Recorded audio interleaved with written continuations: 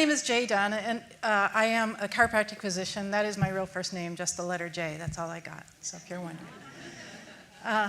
I practiced in New Mexico for the last 32 years as a chiropractor, but I do, as Cynthia mentioned, I do kinesiology. A show of hands of anybody who's heard of it or had it done. Good. Amazing, that's awesome. It's becoming a little more mainstream, which is an amazing thing. I think it's an incredible tool for finding out what's going on in the body. And as a chiropractor, I also studied functional medicine. I was into nutrition, I did emotional work. I felt like my practice was really well-rounded, and I had a very successful practice, but there were things that bothered me. Questions I had about patients I couldn't make any progress with, where I tried everything. I did all the quadrants for health kind of things. You know, I looked at their lifestyle, we looked at their emotional issues, we did nutrition with them, we adjusted them, but they weren't responding like other people did. And those are the people that we take home as practitioners. We don't think about the people we've helped, we think about the ones that we can't get well, am I right? Those are the ones that keep us up at night. And so, I knew there was something we were missing. I knew there was a missing piece, and I was always looking. And I was hearing this word methylation, which you said several times, and maybe many of you don't know what methylation is, because it's a fairly new concept.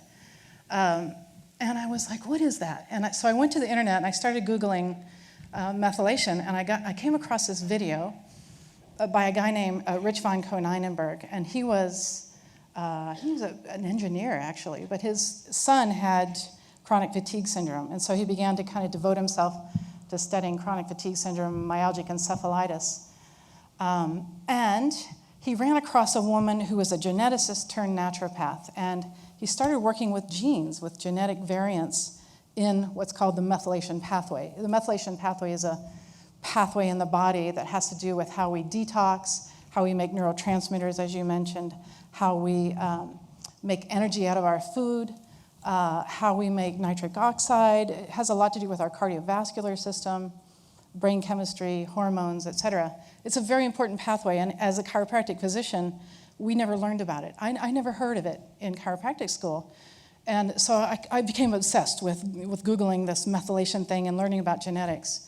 And so what I found was, as I watched this video, I was like, this is it. This is the missing piece. I know it is. You know when you get chills when you know you're on the right track? And I thought about the patients that I had that I knew I couldn't get well, and I knew there was something there. There was a nugget there. And so I've really devoted myself to studying this whole genetic piece. And I owe a lot to a vote of gratitude to Amy Yasko, who is, again, a geneticist turned naturopath. She began to work with very severe neurological problems, the ALSs and Parkinson's and Alzheimer's, and is now devoted to autism, which is an amazing thing. She's using genetic reports, which I'm going to show you, I'm going to talk to you about how we do that, to analyze people's biochemistry and find genetic variants in their reports, in their genetic reports, that keep them from detoxing thoroughly. So when we look at the rates of autism going up, I think there's a very real component that has to do with the genetics. So I'm gonna try to give you a little introduction to this because it's a kind of complicated topic, but I'm gonna try to simplify it for you a little bit. So one of the things that, again, that we were doing as natural health care practitioners is, we weren't looking at the symptoms. We're beyond looking at the symptoms. We look at the root causes. We're looking at, what is their lifestyle? What are they, what are they eating? Are they getting chiropractic care? Are they sleeping well? All of those things. We prided ourselves in getting to that. And again, the one missing piece that we couldn't get to was genetics. So some of the questions I had, my father died when he was 55 of lung cancer. It wasn't a big mystery. He did everything he could to get lung cancer, smoking and drinking, and he was on a mission, and it worked. But the really interesting thing is his best friend, who subsequently became my stepdad, his name was George, did the same thing. I know, there's a story there. Right? He did the same thing, but he lived another 30 years. They both smoked 2 packs of cigarettes a day and drank and never exercised. I don't think they would know a vegetable if they saw it. They're like, what is that green thing? But what's the difference? And the only thing that you can come up with is that has to be genetics, right? That has to be that missing piece. And my own health, I had chronic fatigue syndrome since I was 16, and depression, lifelong depression.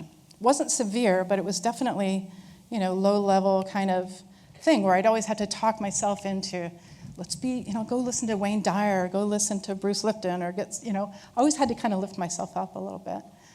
But my set point was always down here. And I kind of beat myself up about it. Like, what's the matter with me? I have a really good life. I do all the right things. I'm a chiropractic physician. I know what to eat. I know what to do. And I did them, and it didn't work. So I knew something was missing for me as well. So then I got my genetics tested once I learned how to do it.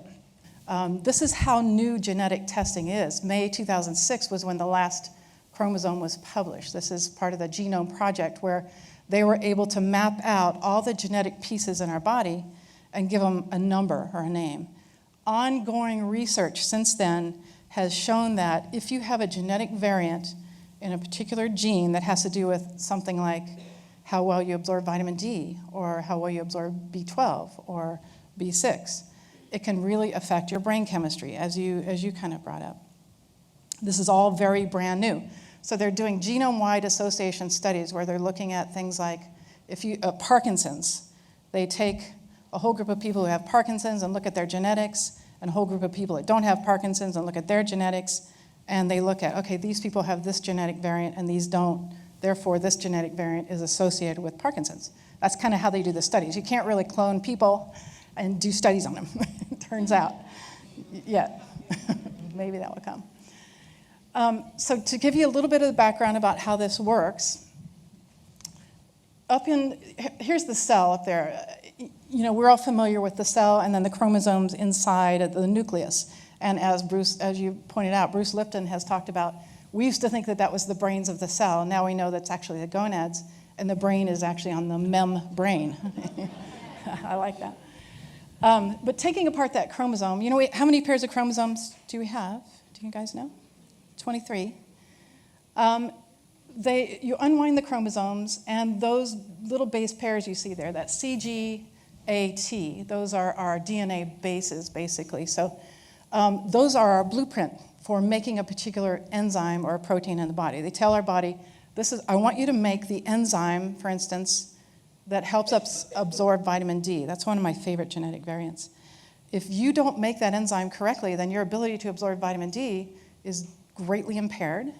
And vitamin D, as you probably all know, is critical for our health. It's how we make neurotransmitters. It's how we make dopamine and serotonin. It's how our immune system works correctly. It's how we absorb nutrients. Vitamin D very much involved in bone density and immune health. Many aspects of our health rely on our vitamin D levels. And if you can't absorb it, if you genetically can't absorb it, then you have a genetic predisposition for low levels of those brain chemicals. Does that make some sense? So as I was looking at the quadrants of health, and I'm trying everything to get my depression lifted, it wasn't working because I had a genetic variant. I had the vitamin D receptor variant. My code for making that enzyme is impaired because of what I inherited from my parents. So the key to getting that enzyme to working properly then was to upregulate certain nutrients in my body, one of which was vitamin K, the other one was A and D. And when I started taking those cofactors to making that enzyme work correctly, my body started upregulating my absorption of vitamin D. I started making dopamine and serotonin, and my depression was gone. My chronic fatigue syndrome, gone. And when I did the research, when I started to look at what does the vitamin D receptor do, increases your susceptibility to lung cancer if you smoke. And I went, aha. That answered huge questions for me. Why I had never been able to get on top of my Epstein-Barr infection and chronic fatigue syndrome, why I was always depressed. It wasn't a personal issue. There was really an underlying cause there, and why my father died so prematurely when he smoked. So that's the lifestyle factors. If he hadn't smoked, he likely would have been fine. Whereas George smoked, but he didn't have that genetic variant. So it made a lot of sense to me, and I went, oh, this is huge. This is big. I think we've stumbled onto some big issues here. So we're looking at, it can be as simple as a change in the DNA base pair. It's what we call a single nucleotide polymorphism. that T, where this is the recipe, basically, that top one. That's the recipe for making the enzyme, and you inherited a C instead of a T in that one spot. That simple change will change the recipe for making an enzyme in your body, and your ability to absorb certain nutrients will be greatly impaired. If you have one gene from your mom, one gene from your dad. If both of those genes are a variation, then it's what we call homozygous, and you're reduced by about 70% in your ability to absorb a nutrient, which is big. When you look at B12, or you look at the vitamin D, or folic acid is another biggie. So it's simple to do. You can go to Ancestry DNA. This is the DNA testing site that we're using now. It's only $79.99. It's come a long way from the thousands of dollars that it used to be to get your genetic testing done. You spit in a tube. You can just go on this website. You, as a layperson, just can order it, have it sent to your house, spit in the tube, send it back, and you can look at your ancestry, which is kind of fun. Where did you come from? And lots of surprises there. It's kind of fun. Find relatives. But you also, I am developing a program, a computer program, where you can upload that DNA information, and it will spit out a report for you that'll say, okay, you're homozygous for the vitamin D receptor. Therefore, the nutrient levels that you need more of because of this are vitamin K2, vitamin A, and vitamin D. And anything you can do to get your dopamine levels up is beneficial, including sunshine, getting out there and getting some sun. So it'll give you lifestyle recommendations, nutrient recommendations, and dietary recommendations. So it's going to be a pretty amazing little program. It's due to come out tomorrow.